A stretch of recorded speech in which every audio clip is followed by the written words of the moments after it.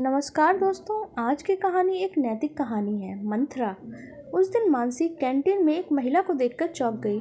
चेहरा बहुत ही जाना पहचाना लग रहा था। शायद यही हाल उस अजनबी महिला का भी था। अचानक से मानसी को याद आया। यह तो उसके पास जाके बोली, हाय, क्या आपका नाम शीतल है? तब वो महिला उसे देखते हुए बोली, और तुम मानसी हो ना? वो दोनों बचपन की सहपाठिन थी। शीतल मानसी को देखते हुए बोली, पर तू यहाँ इस ऑफिस में? तेरे तो बड़े बड़े ख्वाब थे ना। तू तो आईएएस बनने का सोचती थी। मानसी थोड़ा सकुचा के बोली, हाँ, सपनों में और हकीकत में अंतर होता है। पिताजी को बेटियों के हाथ पीले करने की जल्दी थी, तो उन्होंने मेरी पढ़ाई को महत्व ही नहीं दिया। शुक्रगुजार हूँ अपनी सासू माँ की कि उन्होंने शादी के बाद पढ़ने और नौकरी करने की अनुमति दी। अरे, इसमें अनुमति क्या देना? कमा रही हो, अपने घर को ही तो भर रही हो ना। कौन सा खुद के पर्स में रख रही हो? शीतल बालों को पीछे झटकते हुए बोली, नहीं नहीं, मेरी सासू माँ ऐसी नहीं है। वो मेरी कमाई का एक पैसा भी नहीं लेती हैं। अच्छा चल, तू भी यहीं न नौकरी कर रही है, अगले दिन मिलते हैं, बहुत सारी बातें करते हैं। ऐसा कहकर मानसी कैंटीन से अपने डिपार्टमेंट में वापस आ गई। 3 दिन के बाद एक दिन लंच टाइम में शीतल मानसी को ढूंढते हुए उसके डिपार्टमेंट में आई और बोली, चल ना, कैंटीन में जाके खाना खाते हैं। शीतल को देखकर मानसी खुश हो गई। बचपन में भले ही वो दोस्त नहीं थे, पर साथ पढ़ने वालों को देखकर उनसे आने वाली अपने शहर, स्कूल, बचपन की सौंधी खुशबू तो अपनेपन का एहसास होता ही है। मानसी बोली, मैं तो टिफिन लाई हूँ, और आज तू भी आ जा, साथ में खाना खा लेते हैं। टिफिन में रखा हुआ गर्मा गर्म उत्पम, चटनी, सांभर को देख के शीतल बोल पड़ी, हे भगवान, ये सब बनाने के लिए कितनी सुबह तुम्हें उठना पड़ा होगा। मुझसे ये सब नहीं होता है। कितने दिन हो गए घर का गर्म नाश्ता किए हुए। मैं तो कुछ बनाती ही नहीं हूँ। सुबह काम करके आओ, शाम को जाके फिर काम करो ना। बाबा, मुझसे नहीं हो पाता। तू कैसे इतनी सुबह सुबह गर्म नाश्ता बना लेती है? मानसी ने बोला, नहीं नहीं, मैंने नहीं, ये तो मेरी सासू माँ ने बनाया है। सुबह का नाश्ता वही बना के देती है मुझे। यह सुनकर शीतल की तो आंखें चौड़ी हो गई और फिर मुंह बनाकर बोली, अरे बेचारी, तुम तो सासू के साथ रहती हो, तब तो तुम्हें बहुत काम करना पड़ता होगा। अपने मन का कुछ कर भी नहीं पाती होगी। ना मन का खाना, ना पहनना, हर वक्त सास से दब के रहना पड़ता होगा। मानसी उसे नकारते हुए बोली, नहीं, ऐसा कुछ नहीं है। मेरी सासू माँ तो मुझे शाम को भी रसोई में नहीं जाने देती हैं। कहती हैं, थक कर आई हो तो जाओ पहले थोड़ा मानवी यानी मेरी बेटी के साथ खेलो, और उस समय मानस पति के साथ भी समय बिता लो। अभी मेरे हाथ पैर चलना है और तुम्हारे खेलने खाने की उम्र है। काम करने को तो जिंदगी पड़ी है। सच में मेरी सासू माँ तो बहुत अच्छी है। सच कहूँ तो मम्मी से भी अच्छी। यहाँ तक कि उन्होंने शादी में दहेज भी नहीं लिया था। हे भगवान, मानसी तू कहाँ फंस गई? तेरी शादी को कितना समय हुआ है? कहीं ऐसा तो नहीं है तेरे पति में, खानदान में कुछ खोट है? शीतल चिंतित होते हुए बोली। मानसी थोड़ा झुंझला के बोली, कैसा खोट? इतने सालों से साथ हूँ। मानव तो इतने अच्छे हैं कि सिगरेट शराब तो दूर, एक लौंग तक का नशा नहीं करते। मालूम है, मेरे ससुराल में कोई नॉनवेज नहीं खाता है। मम्मी पापा भी शादी के पहले इतराज मैंने किया तो बोले, तो क्या हुआ, कौन सा नॉनवेज खाना बहुत अच्छी बात है, तुम भी मत खाना। पर सासू माँ ने कहा, अगर तुम्हें नॉनवेज पसंद है तो बाहर जाके खा सकती हो, और अगर घर पे बनाना है तो ऊपर वाले जो छत के कमरे में है, चौका है, वहाँ इंतजाम कर दूंगी। इसे अच्छी नहीं, समझदार सास कहते हैं। उन्हें मालूम था कि मना करेंगी तो शायद तुम नहीं मानोगी, पर उनके एहसान के नीचे दबकर शायद खाना छोड़ दोगी। सच कह रही हूँ ना मैं? अब तूने खाना छोड़ दिया है ना? शीतल ने गंभीरता से कहा। मानसी सोच में पड़ गई। क्या ऐसा हो सकता है? मानसी की सोच में खोया हुआ देखकर शीतल फिर से बोली, तो आज भी बहुत भोली है। ससुराल में सब तेरे भोलेपन का फायदा उठाते हैं। अच्छा बता, जीजू की सैलरी वो किसको देते हैं? मानसी सोचते हुए बोली, खुद रखते होंगे या माँ को देते होंगे, क्या पता। मैंने कभी जानने की कोशिश ही नहीं की। वैसे भी सारा घर माँ संभालती है, और मानव घर के बेटे हैं तो उनकी तो जिम्मेदारी बनती है। मेरी भोली सखी, अच्छा हुआ मैं तुमसे मिल गई, नहीं तो सब तुम्हें लूट ही लेते। अरे पागल, इसलिए तेरी सासू माँ तुझे रसोई में नहीं जाने देती। नहीं तो सोच, ऐसी कौन सी सास होगी जो बहू के होते हुए भी काम करना चाहेगी। मैंने तो शादी के 2 महीने बाद से ही संजय की सैलरी का हिसाब रखना शुरू कर दिया था। अरे भाई, इसमें शर्म कैसी? पति है वो मेरा, और 6 महीने बाद ही मैंने बोल दिया था, मेरे घर में तुम्हारे माता पिता की कोई जगह नहीं है। मानसी आश्चर्य से शीतल को देखते हुए बोली, तुम्हारे घर में? अरे वो घर उनके बेटे का भी तो था। शीतल बोली, हूँ, शादी के पहले तक, शादी के बाद नहीं। मालूम है, बहुत इमोशनल ब्लैकमेल कर रहे थे संजय को, तो मैंने एक दिन अपने सास ससुर से बोल दिया, या तो मुझे चैन से अकेले रहने दे, नहीं तो तैयार हो जाओ जेल जाने के लिए। जहाँ एक बार दहेज उत्पीड़न का केस किया, और तुम्हारे बेटे की जिंदगी अदालत के चक्कर ही काटते हुए बीतेगी। मानसी ने बहुत आश्चर्य, कुछ अनमनेपन से अपना टिफ़िन ख़त्म किया। आज उसे टिफ़िन के खाने में वो अपनेपन का स्वाद नहीं आ रहा था, क्योंकि शीतल कटुता का जो नमक मिला के गई थी, बस उसी का स्वाद रह गया था। ऑफिस खत्म होने पे मानसी घर पहुंची तो रोज की तरह सासू माँ ने मुस्कुरा कर दरवाज़ा खोलते हुए हाल चाल पूछा। आज मानसी को वो मुस्कुराहट बनावटी लग रही थी, पर उसने तुरंत अपने मन में आए नकारात्मक विचारों को झटक दिया। पर आज उसने मानवी को गले नहीं लगाया, उसकी दिन भर की बातें नहीं सुनी। वो हाथ मुंह धोकर सीधा रसोई में गई। माँ चाय बनाने जा रही थी। मानसी बोली, रहने दीजिए माँ, चाय मैं बना लेती हूँ, क्योंकि मानसी के दिमाग में तो शीतल की बातें गूंज रही थी।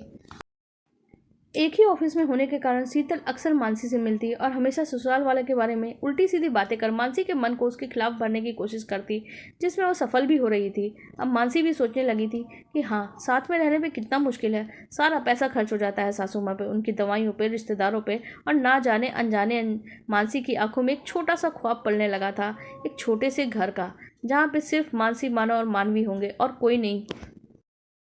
पर भगवान को भी शायद उसका ये सपना मंजूर नहीं था, इसलिए उसकी आंखों में घर के सपने के साथ साथ उसकी कोख में भी एक सपना पलने लगा था। शीतल की बातों में प्रभाव आकर मानसी बहुत ही अलग व्यवहार करने लगी थी। कई बार दबी जुबान से अलग रहने की बात वो मानव से कर चुकी थी।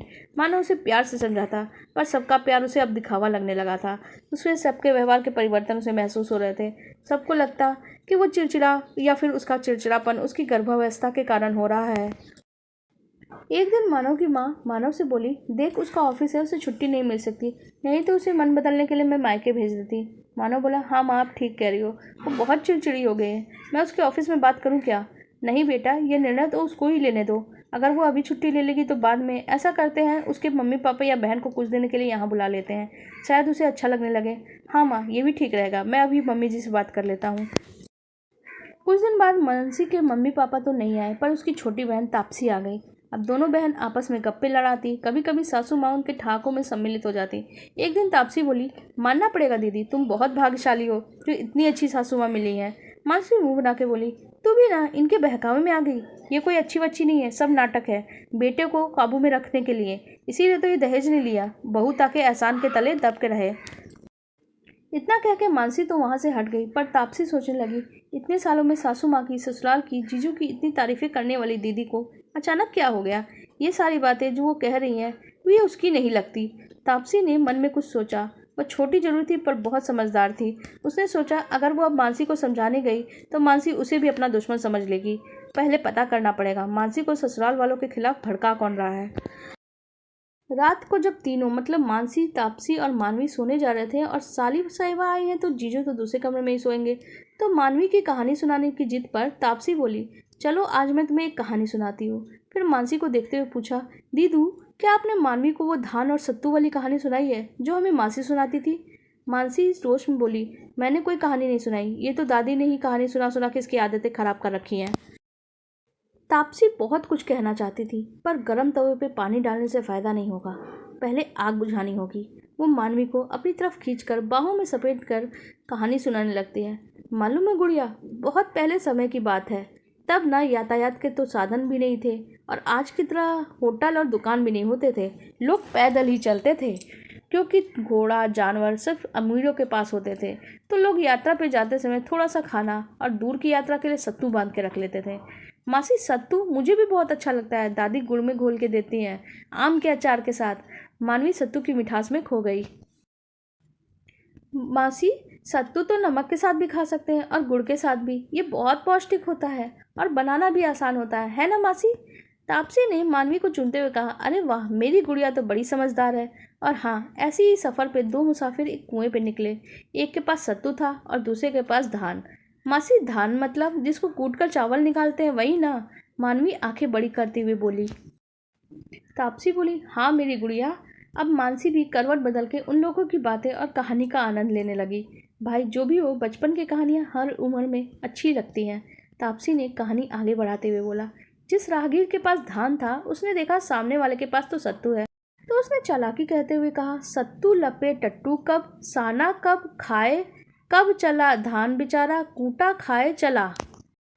ऐसा उसने 3-4 बार कहा, तो जिसके पास सत्तू था वो कहने में आ गया और उसको भी लगा, सत्तू लपे टट्टू, कब साना, कब खाए, कब चला, धान बेचारा कूटा खाए चला। उसने विनती करते हुए धान वाले राहगीर से उसका धान ले लिया और अपना सत्तू दे दिया।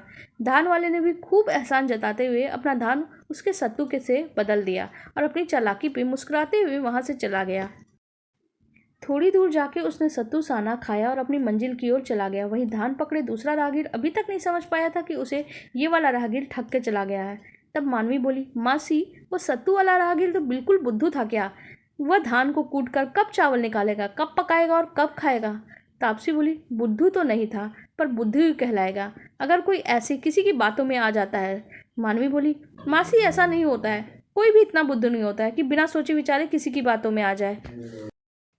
तापसी बोली, गुड़िया आप अभी छोटे हो, दुनिया ऐसे लोगों से भरी पड़ी है, आप समझ भी नहीं पाते हो कब ये मीठी मीठी बातों में आपके दिमाग पे काबू कर लेते हैं। फिर मानवी की ओर देख के बोली, दीदू जग रहे हो या सो गए हो? वो गाना याद है जो मम्मी बचपन में सुनाती थी? इतना कह के वो गुनगुनाने लगी, मीठी मीठी बातों से बच्चे न जरा, दुनिया के लोगों में है जादू भरा। मानवी भी साथ में गाने लगी। मासी पूरा गाना सुनाओ ना। नहीं गुड़िया अभी सो जाओ, सुबह स्कूल भी तो जाना है। पूरा गाना कल स्कूल से आकर नानी के फ़ोन पे सुन लेना। इधर मौसी और भांजी तो सो गई पर मानसी की आंखों में नींद नहीं थी, मानो वो बचपन में पहुंच गई थी। उसके कानों में बार बार वही गाना गूंज रहा था, मीठी मीठी बातों से बचे न जरा, दुनिया के लोगों में है जादू भरा। दूसरे दिन शाम को जब मानसी ऑफिस से घर आई तो चाय वगैरह पीने के बाद तापसी बोली, दीदी आप मुझे कहीं घुमाने नहीं लेके गए इस बार? मानसी बोली, इतने सालों में तो हर बार घूमती है, कुछ बचा भी है तेरे लिए? ठीक है कल छुट्टी है, कल मॉल चलते हैं। क्या दीदू, मॉल तो मैं वैसे भी घूम लेती हूँ। अपने यहाँ बताया था ना बचपन में कोई दोस्त यहाँ आपको मिली है, वो कई बार यहाँ घर भी आ चुकी है, चलो ना उससे मिलते हैं। तापसी ठुनकते हुए लाड से बोली, ठीक है कल उसको घर पे बुला लेती हूँ। मानसी खुशी से बोली। तापसी बोली, दीदू मुझे घूमना है, आप क्यों ना उनको बुलाओगी? चलो ना हम लोग उनको सरप्राइज़ दे देते हैं। मानसी बोली, हाँ ये भी ठीक रहेगा, वैसे भी कई बार वो मुझे अपने घर आने के लिए कह चुकी है, उसे भी अच्छा लगेगा। वास्तव में तापसी ने कुछ दिनों में विचार करके यही निष्कर्ष निकाला था कि जब से दीदू उस सहेली के बारे में बताई है, उस दीदू का व्यवहार तभी से बदला है। दूसरे दिन दोपहर को खाना खाने के बाद मानवी, मानसी और तापसी तीनों कार से शीतल के घर के लिए निकल जाते हैं। रास्ते में उन्हें शीतल की बेटी के लिए उपहार चॉकलेट भी ले ली। शीतल के घर पहुँचते ही लगभग 3 बज गए। मानसी थोड़ा नाराज़ हो रही थी, मुझे शीतल को फ़ोन करके बताने तो दो कि हम आ रहे हैं, लेकिन वो घर पर नहीं होगी तो क्या करेंगे हम लोग? तो क्या हम इंतज़ार कर लेंगे? पर सोचो उनको सरप्राइज से कितना अच्छा लगेगा। इस बार मानसी मुस्कुरा दी। शीतल के फ्लैट के बाहर पहुंच के उन्होंने घंटी बजाई तो अंदर से आवाज़ आई, श्वेता दरवाजे पे कौन है? मम्मा मैं टीवी देख रही हूँ, आप खुद देख लीजिए ना। मानसी का मन हुआ मानवी के कान ढक दे। बड़बड़ करती हुई शीतल की आवाज़ बाहर तक आ रही थी। दरवाज़ा खोलते हुए भी कुछ ना कुछ लगातार बोलते हुए जा रही थी। पर मानसी को देखा तो अचानक से ज़बरदस्ती मुस्कुराते हुए बोली, अरे तुम फ़ोन कर दिया होता तो मैं आ जाती, ऐसी हालत में तुम क्यों परेशान हुई? उसकी बातों से खुश होकर मानसी बोली, तो मेरा कितना ख्याल रखती है, पर ये तापसी मेरी छोटी बहन आई है ना, ये तुमसे मिलना चाहती थी और तुम्हें सरप्राइज़ करने के लिए मैंने फ़ोन नहीं किया। तापसी बोली, शीतल दी, डॉक्टर ने दीदी को घूमने फिरने को बोला। अरे वो सब छोड़िए, आप हमें अंदर तो बुलाइए। शीतल अचकचा जाती है और एक और हटते हुए बोलती है, अच्छा आओ आओ अंदर आओ। उसके अव्यवस्थित घर पर नज़र डालते हुए बोली, क्या करूं, कामकाजी हूं ना, घर को समय नहीं दे सकती। रविवार को ही दिन मिलता है पति और बेटी के साथ समय बिताने के लिए, उसमें भी घर की साफ सफाई करो तो ये नाराज़ होते हैं कि तुम्हारे पास मेरे लिए टाइम ही नहीं है। पर मम्मा पापा तो सुबह गुस्से में कह रहे थे ना जाने कैसी सुअर लड़की से पाला पड़ गया है, अब मुझे इस घर में नहीं रहना, इस गटर में नहीं रहना है। चुप कर, पता नहीं क्या क्या बोलती रहती है, बेकार में टीवी की बातें सुनकर बड़बड़ाती रहती है। चल आंटी को हेलो बोल और अपने कमरे में जा। सुन, मानवी को भी ले जा, इसके साथ खेलना। मानसी बोली, अरे नहीं नहीं कोई बात नहीं, हम तुमसे मिलने आए हैं, तुम्हारे घर से नहीं। तब से मानवी ने आगे बढ़कर शीतल के पैर छू लिए। शीतल वही नाक सिकुड़ते हुए बोली, हमारी श्वेता तो इंग्लिश मीडियम पढ़ी है, उसे मैंने ये सब नहीं सिखाया है। Shweta say hello to aunty. Shweta aunty को हेलो बोलो, पर श्वेता टस से मस नहीं होती है। आखिर मानसी बोली, हेलो श्वेता, मैं तुम्हारी मम्मा की दोस्त हूँ, ये देखो तुम्हारे लिए उपहार भी लेकर आई हूँ। एकदम से बंदर की तरह उछलते हुए मानसी के हाथों से उपहार खींच के वो अंदर भाग गई। शीतल चिल्लाते रह गई, say thank you to you aunty, aunty को धन्यवाद तो बोलो। Take this girl with you, show her your toys. इस लड़की को अपने साथ ले जाओ और अपने खिलौने दिखाओ। No I don't want to share, नहीं मुझे साझा नहीं करना। शीतल बहुत घमंड से बोली, अकेली है ना, लाड प्यार से पाला है इसलिए किसी की बात नहीं सुनती। थोड़ी देर वहाँ बैठने के बाद ना जाने क्यों मानसी का मन उचटने लगा और शीतल से बहाना बनाकर डॉक्टर के पास भी जाना है रेगुलर चेकअप के लिए। वहाँ से कुछ चाय कॉफ़ी पानी के बगैर ही उठ गई। शीतल ने रोकने की कोशिश भी नहीं की। कार तापसी ने एक पार्क के आगे रोक दी। मानसी ने कुछ सवाल भी नहीं पूछा, अपने भीतर के सवालों से ही जूझ रही थी। छोटी सी मानवी पार्क में आके तो बहुत खुश हो गई। तापसी ने ठंडे पानी की बोतल और 3 आइसक्रीम ले ली। फिर वो दोनों बेंच पे बैठ के खाने लगी और मानवी झूला झूलने लग गई। मानसी ने क्षितिज को देखते हुए बोला, तू जानबूझ के मुझे शीतल के घर ले गई थी ना? तापसी आइसक्रीम खाते हुए हैरानी से उसे देखते हुए बोली, हाँ तो मैं आपके आने के लिए बोली थी, क्या हुआ? आपको उनके घर जाके अच्छा नहीं लगा? नहीं, मानसी सिर हिलाते हुए बोली, शीतल ने मुझे जो तस्वीर दिखाई थी अकेले घर की, मौज मस्ती की, वह तस्वीर इस घर से बिल्कुल अलग है। दीदू, ये आपकी दोस्त नहीं, कलयुग की मंत्रा है। यह ना महीन काटते हैं, सामने वाला संभल भी नहीं पाता। अभी कैसे रोना रो रही थी अकेले रहने का, सारा काम खुद ना कर पाने का, और कैसे आपको सिखाना शुरू किया था संयुक्त परिवार में कितनी मुश्किलें हैं। तापसी, मैं उसके बहकावे में आ गई थी। ये मेरा घर, जहाँ मेरी सासू माँ ने मुझे राजकुमारी बना के रखा है, तेरे जीजू मुझे रानी बना के रखते हैं। ये मेरे खुशियों से भरा हुआ हंसता खेलता साम्राज्य, जो मैं उसके बहकावे में आके अपने हाथों से इस साम्राज्य में आग लगाने वाली थी। मानसी रोते हुए बोली, छोटी, क्या मिल जाता उस शीतल को मेरा घर नष्ट करके? मंथरा को तो फिर भी लालच था कि राजमाता की नौकरानी कहलाएगी, पर शीतल, उसे किस बात का लालच था? मैंने तो कभी उसका बुरा नहीं चाहा। भगवान का शुक्र है कि तू आ गई और तूने मुझे उसके चंगुल से निकाल लिया। दीदू, मैंने कुछ नहीं किया है, आप खुद इस बात का एहसास कर पाई हैं। अब वादा करो, किसी की मीठी मीठी बातों में नहीं आओगी। थोड़ी देर बाद जब वो घर आई तो अपनी सासू माँ के गले लग के बहुत रोई। बहुत सारी बातें जो उसने सासू माँ को बताई, और मानव से भी अपने लिए क्षमा मांगती है। दोनों रोते हुए उसे बोलते हैं, आप दोनों मुझसे पहले जितना प्यार करोगे ना? सासू माँ उसे गले लगाते हुए बोली, तू तो मेरी प्यारी बेटी थी और रहेगी। मानव बोला, और तुम मेरे कलेजे का टुकड़ा हो। और मैं दादी, तुम तीनों के कलेजे का टुकड़ा मैं नहीं हूँ? तापसी ने पूछा। और मैं? तू तो हमारी परी है, जिसने हमें दुष्ट चुड़ैल के हाथों से मेरी खुशियाँ उजड़ने से बचा लिया। और आसपास भी हमारे कोई ना कोई मंत्रा जरूर होती है। आप भी अपनी खुशियों की पहरेदारी ध्यान से करिएगा। गुनगुनाते रहिए, मीठी मीठी बातों से बचते रहिए, और साथ ही मंथराओं से भी बच के रहिए। आपको हमारी ये कहानी कैसी लगी आप हमें कमेंट सेक्शन में ज़रूर बताइए, और साथ ही वीडियो को लाइक कर दीजिएगा और हमारे चैनल को भी सब्सक्राइब कर लीजिएगा। धन्यवाद।